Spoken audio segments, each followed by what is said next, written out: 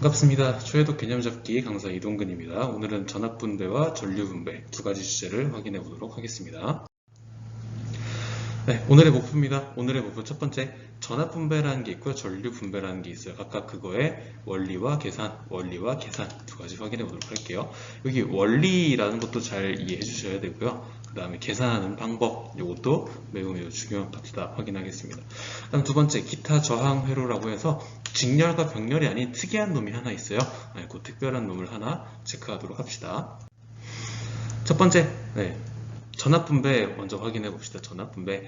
직렬회로 지난 시간에 배웠죠? 직렬회로의 성질이 있었어요. 직렬회로는 전압이 나누어지는 성질이 있었고요. 지난 시간에 배웠던 키르히오프의 전압법칙이 기억나시면 공부를 잘 하신 겁니다. 키르히오프의 전압법칙. 따라서 직렬회로의 특성상 우리가 궁금한 건 이거예요. 개별 저항이 가져가는 전압이 궁금하다. 요겁니다. 다시, 이게 직렬회로의 그림이고요. 직렬회로에서 여기다가 이렇게 기전력, 건전지를 연결해 볼게요. 기전력을 연결합니다. 얘가 만약에 건전지가 100V짜리라고 한번 쳐보죠. 그럼 이 100V가 어떻게 되느냐? 얘가 저항 R1에 일부가 가서 걸리고요. 저항 R2에 다시 일부가 가서 걸립니다. 그럼 이걸 이렇게 표현을 합시다. 저항 R1에 걸리는 전압을 V1이라고 할 거고요. 저항 R2에 걸리는 전압을 V2라고 할 겁니다. 그래서 우리가 궁금한 건 요 R1의 크기가 얼마냐, R2의 크기가 얼마냐, 이거입니다. 여기 전압 분배 개념이다. 여기서 키워드 가져갈 거, 전압이 쪼개진다. 이게 중요한 겁니다. 전압이 쪼개진다. 여러 곳으로. 이번엔 따라서 그 쪼개지는 그 전압의 크기를 계산을 한번 해봅시다. 아까 V1이라고 적은 게 뭐였어요? 저항 R1에 걸리는 전압을 얘기했죠? 여기 V1이었다. 계산식은 이렇게 됩니다. R1 플러스 R2분의 분자에 R1이 와주고요. 그 다음 곱하기 V 해서 회로의 전체 전압을 곱했다. 이렇게 되어 있습니다. 이 식을요, 다시 한번 옆에다가 적어볼게요. 핵심만 적어봅시다. 내가 V1이 궁금합니다. 그럼 어떡하라고요? 그러면 R1과 R2 요거 더한 거를 분모에 일단 넣어주고요. 그 다음 분자에 뭐가 올라가냐면 내가 지금 궁금한 게 V1이죠? 그럼 따라서 분자에는 R1이 올라가는 겁니다. 1이 이렇게 됐죠? 그럼 똑같이 한번 V2 다시 한번 적어볼게요. 내가 V2가 궁금해요. 궁금한 게 뭐라고요? V2죠? 그럼 식이 어떻게 된다? 일단 분수를 긋고 그 다음 여기 한쪽에 R1과 R2를 곱해주고요. 그 다음 분자에 뭐가 올라온다? 내가 2가 궁금하니까 얘는 R2가 올라와주면 된다. 물론 여기 뒤에 이제 둘 다 곱하기 회로의 전체 전압 V가 들어가주는 겁니다. 여기서 포인트는 요걸 찾으시면 됩니다. 내가 1이 궁금하면 분자에 뭐가 올라온다? 1이 온다. 내가 2가 궁금하면 분자에 뭐가 온다? 분자에 2가 온다. 요걸 반드시 확인하시면 되겠습니다. 그러면 따라서 이렇게 식은 완성이 되고요. 분배 특성을 되어 있는데 다시 한번 정리해 봅시다. 따라서 저항 R1 값이 크면요, 당연히 얘가 받는 전압 V1도 커지죠. 그렇죠? 여기 있으니까. 그 다음 마찬가지 R2 값이 작아지면 얘가 받는 전압 V2도 작아지게 되어 있다. 이렇게 되는 겁니다. 분배 특성을 알기 전에 다시 한번 기본부터 가봅시다. 애초에 저항이라는 게 무슨 뜻이었어요? 저항이라는 게 전기가 지나가는 걸 방해하는 성질이었다. 이렇게 말씀드렸죠. 방해. 얘는 못 가게 막는 거예요. 못 가게 가지마. 이렇게 막는 느낌인 겁니다. 그 다음 전압은 뭐였어요? 전압은 결국에 얘는 전류를 만들어내는 거죠. 전류. 따라 전류는 얘는 뚫고 지나가는 게 목표인 거예요. 지나가는 것. 그렇죠. 당연히 내가 방해를 심하게 할수록 당연히 지나가는 뚫고 밀어주는 힘도 크게 집어넣어줘야 되는 거죠. 이게 전압분배의 기본적인 특성이다 라고 보시면 됩니다. 이번엔 전류분배입니다. 당연히 전류는 전압과 성질이 반대인 거 기억하죠? 그래서 얘는 어떻게 되느냐? 병렬회로에서 적용이 된다 라고 보시면 됩니다. 병렬회로에서는 전류가 쪼개집니다. 얘도 어떤 원리? 지난 시간에 배운 키르히오프의 전류 법칙에 의해서 이렇게 되는 거죠. 따라서 포커스는 똑같아요. 개별 저항에 흐르는 전류가 궁금한 겁니다. 그림으로 확인하면 요거예요. 요거. 전류가 들어옵니다. 전류가 들어와서 여기서 하나와 여기서 하나, 두 개로 쪼개지죠? 그래서 우리는 R1을 지나가는 요 전류, 얘를 I1이라고 하죠. 우리는 이게 궁금한 거예요. 이게. 됐죠? 병렬회로에서는 전류가 나눠진다. 이런 포커스입니다. 실제로 계산해 봅시다. 여기 계산식이 나와 있는데 얘도 한번 살펴볼게요. 내가 I1이 궁금해요. I1이라는 건 저항 R1을 통과하는 전류 요걸 얘기하는 겁니다. 요거. 네, I1이 궁금합니다. 네, 일단 분수를 그어주고요. 그 다음에 마찬가지 R1과 R2를 먼저 분모에다가 더해줍니다. 그 다음 분자를 보니까 얘가 모양이 이상해요. 얘가 모양이 이상해요. 잘못 나온 게 아니에요. 왜요? 나는 1이 궁금한데 지금 분자에 뭐가 올라왔어요? 2가 올라왔죠? 아, 이게 전류 분배의 중요한 특징이다. 그 뒤에 당연히 전체 전류 I가 붙는 건 마찬가지입니다. 전류가 들어가야 여기도 전류가 나오겠죠? 네, 그런 의미입니다. 이 식을 다시 한번 써볼게요. 내가 전류 I1이 궁금해요. I1. 그러면 일단 분수를 적어줍시다. 분수를 적고 분모에는 똑같이 R1과 R2를 적어줍니다. 그 다음 여기서 뭐가 문제라고요? 내가 1이 궁금하죠? 그럼 여기에 뭐가 온다? 그럼 여기에는 R2가 오는 거예요. 상대방께 들어오는 겁니다. 이게 전류 분배의 특징입니다. 당연히 이 뒤에는 전체 전류 I까지 곱해주면 되겠다. 똑같이 이번엔 내가 I2가 궁금하다. 그럼 어떻게 한다? 일단 분수를 긋고 분모에는 R1과 R2를 더해주고요. 잘 확인해보세요. 내가 지금 궁금한 게 2죠? 그러니까 분자엔 뭐가 온다? 분자엔 R1 상대방께 들어오게 되겠다. 이런 의미입니다. 이걸 의미로 한번 이해해 봅시다. 아까 저항이라는 건 방해였었죠? 방해.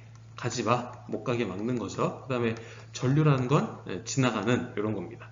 그러면 여러분이 한번 이 상태가 여러분이 직접 전류가 돼서 한번 길을 한번 가봅시다. 여러분이 직접 전류가 됐다고 이해를 해보세요.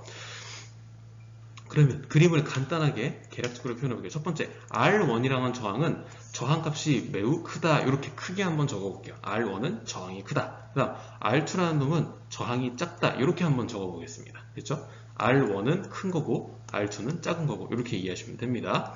그러면 여러분이 전기가 돼서 쭉 들어오는데 길이 두 가지가 있어요. 하나는 저항이 큰 거, 방해가 심한 길이고요. 다른 하나는 방해가 별로 없는 길입니다. 그러면 여러분 입장에서는 어느 길로 가는 게 당연히 편해요? 당연히 방해가 없는 쪽으로 가는 게 편하죠? 따라서 저항이 작은 R2 쪽으로요. 전류가 대부분 왕창 가는 거예요. 이렇게. 저항이 작은 쪽에 전류가 많이 갑니다. 그럼 반대로 저항이 큰 쪽은요. 전류가 안 가는 건 아니고요. 조금밖에 안 가요. 이렇게 되는 겁니다. 여러분이 이 그림을 직관적으로 잘 이해해 주시는 게 좋을 것 같아요. 네, 저항이 큰 쪽에는 전류가 조금 가고요. 저항이 작은 쪽에는 전류가 많이 가게 되어 있습니다. 이 특성을 반드시 이해해 주시기 바랍니다. 네, 이번엔 특수한 저항입니다. 크기와 같은 저항의 직렬 연결 요거 한번 살펴보겠습니다. 자, 지금 크기 같은 저항이라고 했으니까 어떤 저항이 있어요. 어떤 저항들이 있는데 얘네가 사이즈가 다 똑같은 거예요. 다 R5짜리인 저항인 거예요. 다 똑같이. 이제 이런 애들을 여러 개를 직렬로 이렇게 붙이겠다는 얘기입니다. 이렇게 점점점점. 됐나요? 확인해 봅시다. 직렬이니까 직렬의 합성 저항은 각각의 저항들을 다 더하면 되죠? 근데 걔네가 다 R이니까 다 똑같죠? 그럼 얘네가 총 N개 있는 거죠? N개. 네, 따라서 전체 합성 저항은 얼마? NR, N 곱하기 R 이렇게 적어주시면 됩니다. 편의상 NR이라고 쓰겠습니다. 요건 여러분이 이런 식으로 이해하시는 게 가장 좋습니다. 네. N개의 저항이 요건 순서를 바꿔 쓸게요.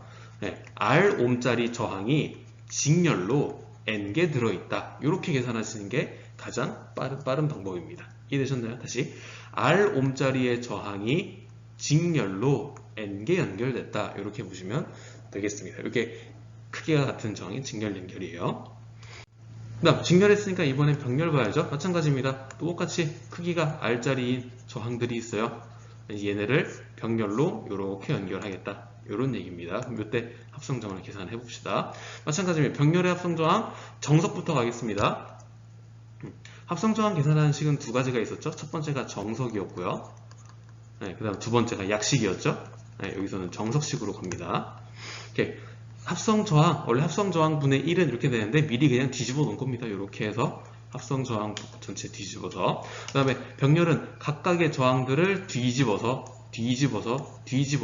더하고 다시 뒤집는 거죠. 오케이, 여기 계산입니다. 그럼 얘를 축약을 쭉 하면 결국 이렇게 나옵니다. 그럼 다시 적어볼게요. 크기가 R5짜리로 같은 저항 N개를 병렬로 연결했다라고 하면 이건 이렇게 쓰시면 됩니다. 크기가 R짜리인 저항을 병렬로 n개 연결했다. 이렇게 보시는 게 가장 빠른 계산입니다. 다시 크기가 r짜리인 저항을 병렬로 n개 연결했다 라고 계산하시면 한 번에 나오게 되는 겁니다. 요거는 계산을 한번 해보죠. 예제를 한번 들어봅시다. 예제. 예를 들어 크기가 3옴짜리인 저항이 있어요. 정정. 크기가 12옴인 저항이 있다 칩시다. 그럼 이 저항을 저항 4개를 병렬로 한번 연결을 해봅시다. 그럼 이때 합성 저항은 얼마가 나오는가? 이렇게 문제가 나오다 해보죠. 확인해 봅시다. 저항 값이 얼마예요? 저항 값은 12. 그 다음에 몇 개? 얘는 4개. 4개 병렬로 연결했다. 한 번에 갑시다. 합성 저항 어떻게 나간다? 12짜리 저항을 병렬로 몇 개 연결했다? 4개 연결했다. 그럼 따라서 전체 계산은 얼마? 합성 저항은 3옴 이렇게 나오는 겁니다. 이게 같은 크기의 저항을 병렬 연결한 겁니다. 여기서 잘 눈여겨봐야 되는 게 하나 있습니다. 요거는 페이지에 지금 필기 내용과 관계없어요. 직렬 연결에 직렬 합성의 특징이 있고요. 병렬 합성의 특징이 있습니다. 요거 한번 잘 확인해 볼게요. 첫 번째, 저항을요 직렬로 갖다 붙이잖아요. 직렬로 갖다 붙이면 얘는 저항값이 무조건 증가하게 되어 있어요. 법칙이에요. 저항값이 무조건 증가합니다. 그 다음 저항을 병렬로 연결하면 얘는 합성 저항은 그 저항값은 무조건 줄어들게 되어 있습니다. 여러분이 요걸 잘 알고 들어가시면 좋을 것 같아요. 요거에 대해서 따로 언급하는 부분은 없는데 자주 나오는 성질이니까요. 저항을 직렬로 붙이면 그 회로의 전체 값은 항상 늘어나고요. 저항을 병렬로 붙이면 그 회로의 합성값은 항상 줄어듭니다. 근데 요거 디테일 하나 더 설명할게요. 병렬 값이 어떻게 줄어드느냐? 회로에 쓰인 저항 중 가장 작은 놈보다도 더 줄어듭니다. 이게 병렬의 특징이에요. 무슨 소리인지 한번 예를 들어 드릴게요. 예시. 예를 들어 6옴짜리가 있고 3옴짜리가 있어요. 그럼 이거 병렬로 합성을 하면 얘는 몇 짜리가 되냐면 얘는 2옴짜리가 됩니다. 증명을 생략할게요. 다시 뭐라 그랬어요? 회로를 병렬로 연결하면 저항을 병렬로 붙이면 합성 저항값은 줄어든다 그랬죠? 어떻게? 재료가 6이고 3이죠? 근데 합성값이 얼마예요? 2죠? 따라서 이 값은 두 재료 중에 더 작은 놈보다도 더 작아지게 되는 거죠. 맞나요? 네. 회로에 쓰인 재료보다도 무조건 더 작아지게 되어 있습니다. 이게 병렬 연결의 합성 특징입니다. 이번엔 특수회로를 살펴보겠습니다. 특수회로 중에 가장 유명한 놈이 브릿지 회로라는 놈이에요. 브릿지라는 게 무슨 뜻이에요? 브릿지? 이게 다리죠. 다리. 무슨 대교. 그렇죠? 다리라는 뜻입니다. 네. 브릿지 회로 모양 살펴볼게요. 모양은 이렇게 생겼고요. 얘를 한번 잘 보시면 뭔가 이상한 느낌이 들 겁니다. 왜냐? 브릿지 회로는요, 우리가 배운 직렬과 병렬로는 해석할 수 없는 회로이기 때문에 그렇습니다. 얘는 직렬도 아니고요, 병렬도 아니에요, 본질적으로요. 왜요? 모양이 특이하죠. 전기가 이렇게 가서 찢어졌다가, 그 다음에 얘도 이렇게 찢어지고, 따라서 가운데에는 이렇게 왔다가 왔다 갔다 하는 부분이 생겨버려요. 그래서 얘는 일반적인 직렬과 병렬로는 해석할 수가 없는 회로입니다. 이 모양을 잘 기억해주고 지금 누구 때문에 그렇다? 가운데 있는 요놈 때문에 그렇다 확인하시면 될 것 같습니다. 그렇다고 브릿지 회로를 해석할 방법이 없느냐? 방법이 있습니다. 네, 확인해 볼게요. 브릿지 회로의 평형이라고 하는 아주 특별한 케이스가 생기면 평형이라는 게 뭐예요? 밸런스가 맞다라는 얘기 아닌가요? 밸런스. 네, 좌우의 균형이 맞다 이런 얘기죠. 네. 브릿지 회로의 평형이 생기면요 어떻게 되느냐, 가운데 쪽으로 전기가 흐르지 않습니다. 그럼 다시 원래는 여기 저항이 있었죠? 근데 얘가 평형이 이루어지면 가운데 쪽으로는 전기가 안 가니까 여기 쉽게 말하면 얘를 가위로 싹둑 자른 거나 마찬가지예요. 이렇게 가위로 잘랐다. 이런 회로가 됩니다. 그럼 이 회로를 다시 보니까 얘는 이제 뭐예요? 얘는 직렬끼리 병렬로 연결된 회로죠. 이렇게. 따라서 이 평형이 일어난 브릿지 회로는 직병렬 회로로 해석이 가능하다. 이게 브릿지 회로의 핵심입니다. 그렇죠? 그렇다면 브릿지 회로의 평형이 뭐냐? 평형 조건이 뭐냐? 여기 나와 있죠? 네, 여기 적어드리겠습니다. 요거는 별표 3개짜리입니다. 반드시 필수로 가져가셔야 됩니다. 브릿지 회로 살펴볼게요. 여기 가운데 저항은 무시합니다. 얘는 어차피 없어질 거니까. 따라서 여기 R1과 R4를 보시면 얘네가 서로 이렇게 마주보고 있죠? 가장 멀리 있죠? 그래서 마주보는 저항 2개를 적습니다. R1 곱하기 R4 이렇게. 마찬가지 얘네 둘도 이렇게 마주보고 있죠? R3와 R2가. 따라서 R3 곱하기 R2. 뭐 순서는 상관없어요. 곱하기니까.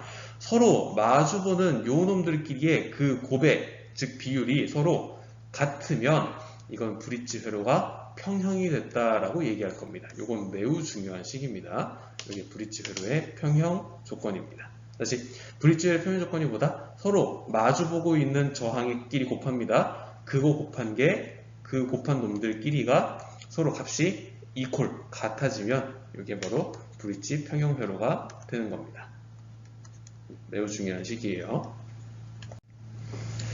네, 오늘 배운 내용 확인해 봅시다. 첫 번째, 전압 분배와 전류 분배는 저항의 크기와 어떤 연관이 있는지 설명하시오. 이렇게 되어 있습니다. 이건 특별히 식 가지고 증명을 안 하더라도 직관적으로 개념을 가지고 의미를 가지고 한번 살펴봅시다. 애초에 저항이라는 건 뭐였다고요? 전기가 지나가는 걸 막는 성질이죠. 전기 지나가지 마 해서 이렇게 딱 이렇게 벽을 쌓아뒀다 이런 얘기를 생각하시면 됩니다. 벽을 쌓아뒀다. 대신 저항이 크다는 얘기는 이 벽을 두껍고 단단하게 쌓았다는 얘기고요. 그다음 저항이 작다는 얘기는 이 벽을 그래도 그냥 간단하게 쌓았다는 얘기죠. 그럼 따라서 여러분이 지나가는 전기 입장에서 어때요? 전기 입장에서 벽을 약하게 쌓은 부분은 힘을 많이 줄 필요가 있어요? 없어요? 없죠. 왜 유명한 말 있잖아요. 닭 잡는데 소 잡는 칼 쓸 필요가 없다고요. 마찬가지. 저항이 작은 곳은요. 전압을 조금만 줘도 통과가 가능한 겁니다. 패스 가능합니다. 대신 저항이 높은 쪽 못 지나가게 세게 막고 있어요. 그럼 어때요? 그럼 나도 세게 부딪혀야 얘를 뚫고 지나가겠죠. 그래서 따라서 첫 번째 전압 분배에서는 저항이 커지면 전압을 더 많이 줄 수밖에 없다. 뚫고 지나가야 되니까. 그렇죠? 그다음 이번에 전류갑니다. 전류는 아까 요 그림으로 설명드렸어요. 길이 두 가지가 있어요. 마찬가지. 두 가지가 있고요. 하나는 저항이 큰 쪽이고요. 하나는 저항이 작은 쪽이에요. 그럼 당연히 여러분은 편하게 가고 싶으니까 어디로 가겠어요? 저항이 작은 쪽으로 전류가 많이 갈 거고요.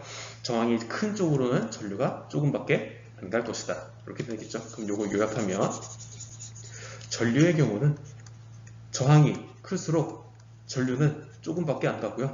저항이 작을수록 전류는 왕창 지나가게 될 거다. 이게 바로 직렬 연결의 특징, 그 다음에 이게 병렬 연결의 특징. 이렇게 정리하시면 되겠습니다. 이건 여러분이 직접 의미를 가지고 내용을 살펴보셔야 됩니다.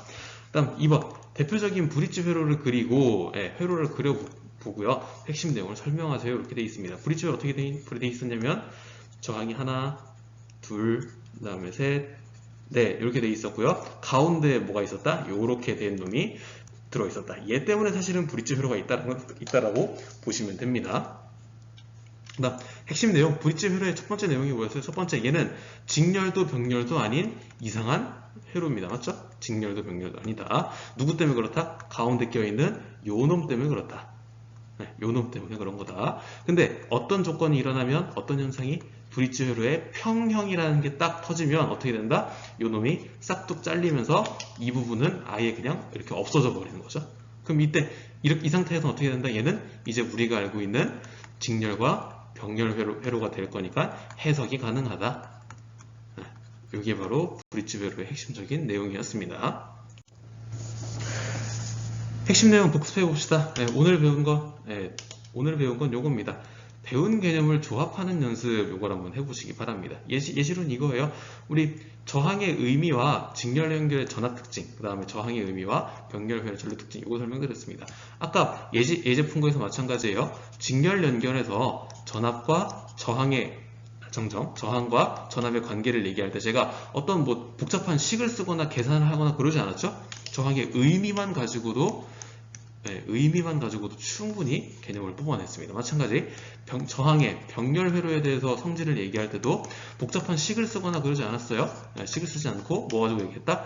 의미만 가지고도 충분히 논의가 되었다라는 거 확인할 수 있을 겁니다. 여러분도 반드시 이런 연습을 해보세요. 배운 개념을 조합을 하는 겁니다. 다음 시간에는 전력과 열량 그리고 전류의 열작용 이 파트로 들어오도록 하겠습니다. 수고하셨습니다.